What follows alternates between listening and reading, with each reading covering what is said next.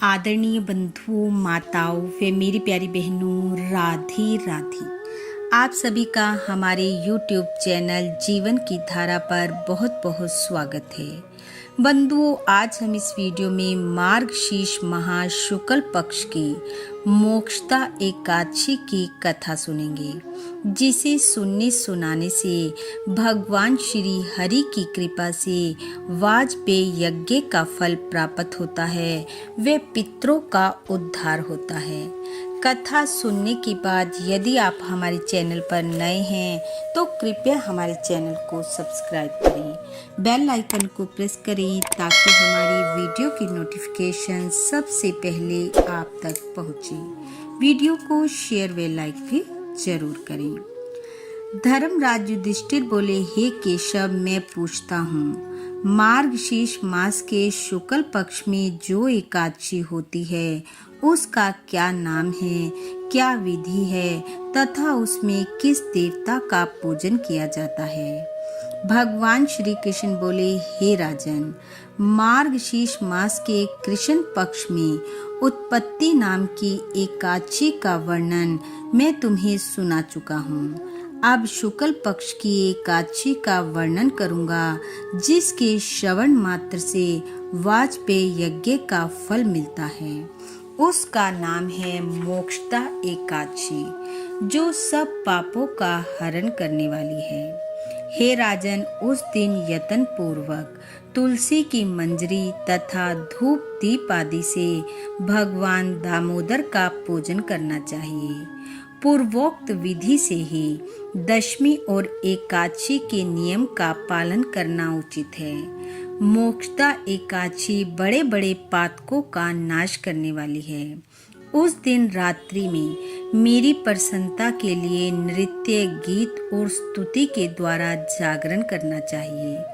जिसके पितृ पापवश नीच योनि में पड़े हों, वे इसका पुण्य दान करने से मोक्ष को प्राप्त होते हैं।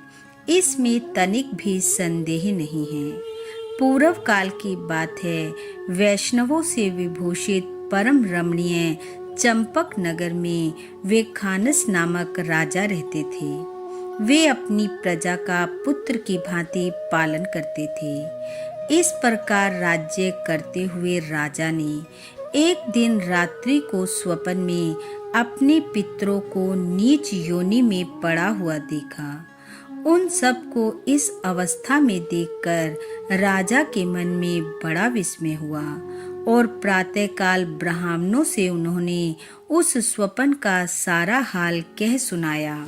राजा बोले, हे ब्राह्मण देवों, मैंने अपने पितरों को नरक में गिरा देखा है। वे बारंबार रोते हुए मुझसे यूं कह रहे थे कि तुम हमारे तनुज हो, इसलिए इस नरक समुद्र से हम लोगों का उद्धार करो।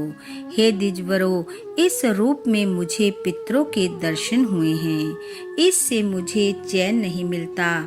क्या करूं, कहाँ जाऊं? मेरा हृदय रूंधा जा रहा है। वह व्रत, वह तप और वह योग जिससे मेरे पूर्वज तत्काल नरक से छुटकारा पा जाएं, बताने की कृपा करें। मुझ बलवान एवं साहसी पुत्र के जीते जी मेरे माता पिता घोर नरक में पड़े हुए हैं, अतः ऐसे पुत्र से क्या लाभ है?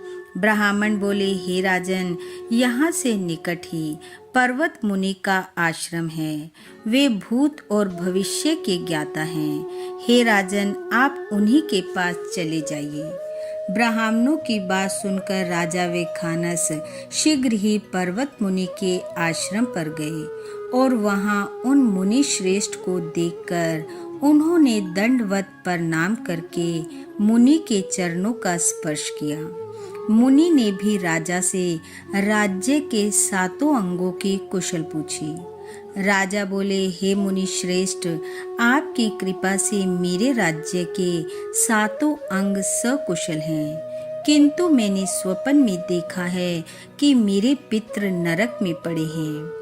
अतः बताइए, किस पुण्य के प्रभाव से उनका वहां से छुटकारा होगा? राजा की ये बात सुनकर मुनि श्रेष्ठ पर्वत एक मुहूर्त तक ध्यानस्थ रहे। इसके बाद वे राजा से बोले, हे राजन, मार्गशीर्ष मास के शुक्ल पक्ष में जो मोक्षदा नाम की एकादशी होती है, तुम सब लोग उसका व्रत करो और उसका पुण्य अपने पितरों को दे डालो। उस पुण्य के प्रभाव से उनका नरक से उद्धार हो जाएगा। भगवान श्री कृष्ण कहते हैं, हे युधिष्ठिर, मुनि की यह बात सुनकर राजा पुनः अपने घर लौट आए। जब उत्तम मार्गशीर्ष मास आया, तब राजा वेखानस ने मुनि के कथन अनुसार मोक्षदा एकादशी का व्रत करके उसका पुण्य समस्त पितरों सहित पिता को दे दिया। पुण्य देते ही क्षण भर में आकाश से फूलों की वर्षा होने लगी। वेखानस के पिता पितरों सहित नरक से छुटकारा पा गए और आकाश में आकर राजा के प्रति यह पवित्र वचन बोले, हे पुत्र, तुम्हारा कल्याण हो। यह कहकर वे स्वर्ग में चले गए। हे राजन, जो इस प्रकार कल्याणमयी मोक्षदा एकादशी का व्रत करता है, उसके सब पाप नष्ट हो जाते हैं और मरने के बाद वह मोक्ष प्राप्त कर लेता है। यह मोक्षदा एकादशी मनुष्यों के लिए चिंतामणि के समान समस्त कामनाओं को पूर्ण करने वाली है। इसके महात्म्य को पढ़ने और सुनने से वाजपेयी यज्ञ का फल प्राप्त होता है, इसमें कोई संदेह नहीं है। बोलो विष्णु भगवान की जय। बंधु, भगवान श्री हरि की कृपा आप वे आपके परिवार पर सदैव बनी रहे। आपका घर आंगन खुशियों से महकता रहे। इन्हीं शुभकामनाओं के साथ आप सबका बहुत बहुत धन्यवाद। राधे राधे।